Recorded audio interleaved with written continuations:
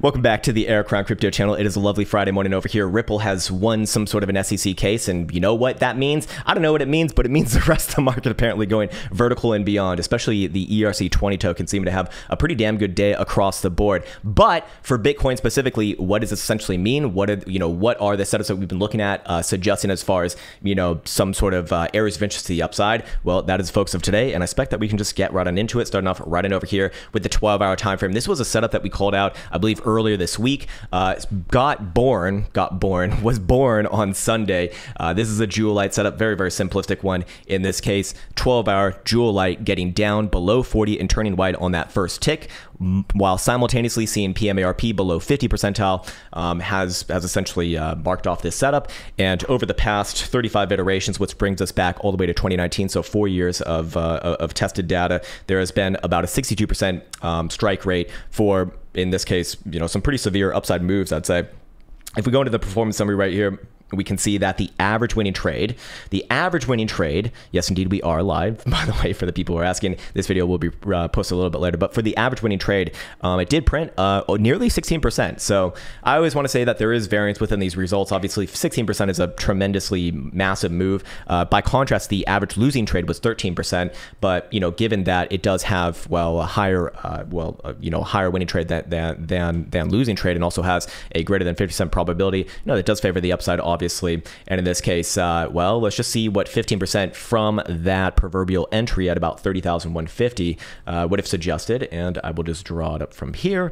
And 15% would put Bitcoin, 15.5 to 16% would put Bitcoin at about $35,000, which is a major area of interest, obviously, simply because that is where one of the last major CME gaps is coming in from last year. Last year, May breakdown coming in from over here. So I do like that area. I imagine it probably does match up with the fib as well. So let's just briefly throw one on and see what pops up.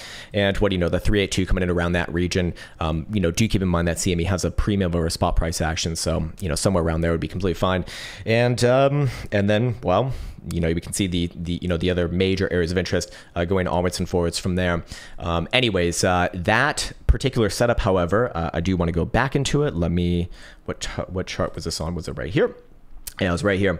That particular setup, if we do look at the average amount of time for the winning trades, how long it took, it was 40 bars. 40 bars on a 12-hour time frame, which would be 20 days, again, on average. So going to be some variance there, but 20 days, starting from, again, that setup given, which was on the 9th of this month of July. Well, where would that put where would that put us as far as timing goes? Basically the end of the month. So it would suggest that Bitcoin likely does try higher over the course of the rest of this month. We do have a few other things kind of corroborating this story. I'll just briefly mention one because it's one of the major ones that we've been following up on. It's been taking a lot of time, but that's how these setups typically do work. And if we look at the 5-day volatility versus stochastic momentum setup over here, still very much live. Again, this setup is marked by volatility coming down to extreme lows, which we define as anything below 15 percentile or more, and then expanding from those extreme lows has led to an average move of about a little over 40% over the course of a little over a month. Standard deviation of about 10, I do believe, and that gives us an area of interest on the first standard deviation between about 35% all the way up to almost 50%.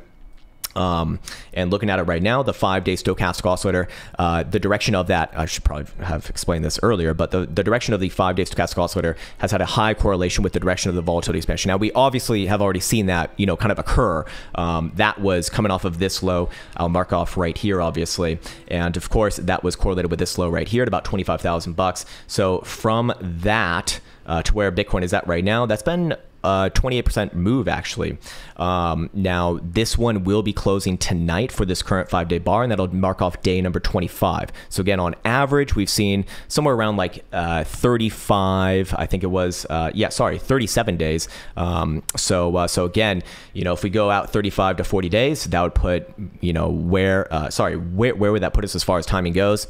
Basically late July. And if we do see kind of the average of these moves hit at about 42%, where that put Bitcoin, $36,000 or just under $36,000. If it goes for the upper end of the first standard deviation, I guess take that up another few $1,000 to $38,000. So those would be kind of the areas of interest along the way up, maybe over the next few weeks here, as the market again does seem to catch a nice bid based off of yesterday's news, the old news. I even have the stats worked out over here, but you've seen this a million times, and so you probably don't need to see it for a millionth and first time.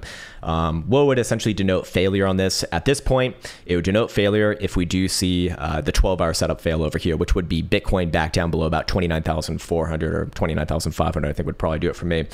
Speaking of, we can go ahead and reference HPDR ranges. In this case, we do see that the 4-hour HPDR range high was taken out with yesterday's move, which was 31,100 or so. So that means I probably am looking for this one to continue up somewhere around the top side of the next range high. So somewhere around there would be fine, which is about mid 32s or so. Can there be pullbacks in between? Yeah, I think we're kind of seeing that right now. It's completely fine. Looks like my LARP lines are going to be not timed well. Should be something like this, but fair enough. That's why they're LARP lines, and well, they don't. It's not like real analysis, obviously. But in this case, we can go ahead and reference stochastic momentum and see where those pivots are. And by the way, daily stochastic momentum has obviously twisted back onto the upside, rejecting the bearish control zone right here, I should say as well. Oops, this trend line needs to be taken away. Boom, get out of my face, not relevant for this time frame. But we'll be remaining with upside momentum as long as Bitcoin's above 30,500. So right now, almost $1,000 above that current pivot. Would also reclaim that moving average on it as well. You know, so that plus breakout, momentum plus breakout, probably continuation. 12-hour time frame is going to be showing upside momentum as long as Bitcoin's above 30,800 or 850. 6-hour time frame is going to be showing upside as well above 30,850 as well. 4-hour time frame is going to be showing upside above 30,850. You see that number come up many a time now, and hourly is actually going to be pointed down below 31.6. So short term, probably a bit of a correction, but 30,800 or 30,850 is going to be kind of the major area to be aware of. If this does turn into some sort of a trap, that would be a major warning flag below 30,850 on a closing basis for any one of those medium-term timeframes would be kind of concerning right there. But until then, you know, I guess upside is the name of the game. The weekly time frame, which is closing today for CME, will continue with upside momentum, assuming that Bitcoin does close today above 29,350. So looking, you know, so far so good above there as well as Bitcoin trades more than a couple $1,000 above that on CME in this case. So yeah, and you know, if you're in the mood for a more simplistic analysis, which there's absolutely nothing wrong with this. In fact, I think it's some of the best analysis. You have a low, you have a high, you have a higher low, you have a higher high, you have a higher low again. Is it going to be working on another higher high right here? Perhaps yes.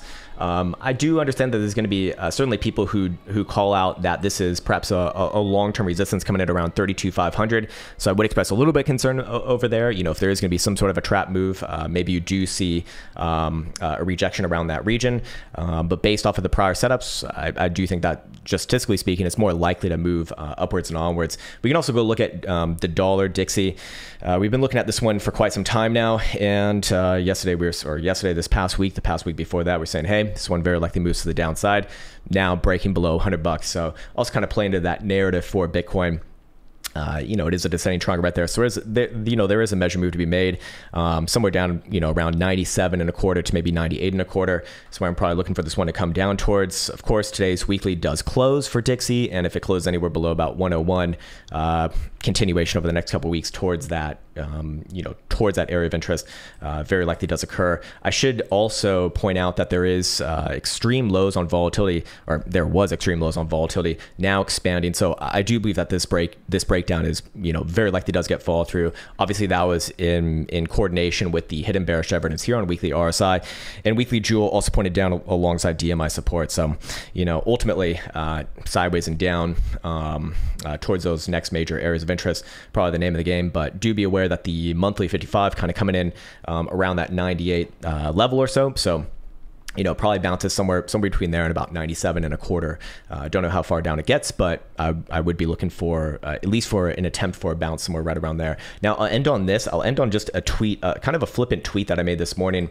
But I do think that there is something made of this, because Bitcoin is, generally speaking, kind of like a narrative, a momentum asset. And feel free to add your own narratives, but just kind of off the top of my head, after a very lackluster night of sleep.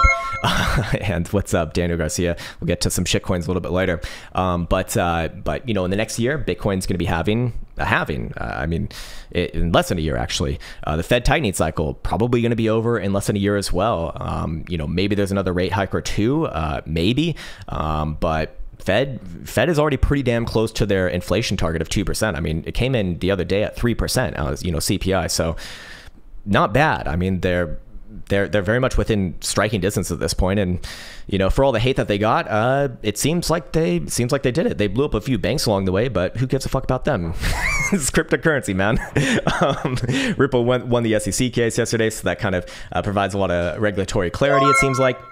And assuages a lot of fears, especially for altcoins. You got NASDAQ essentially closing on new highs for this year.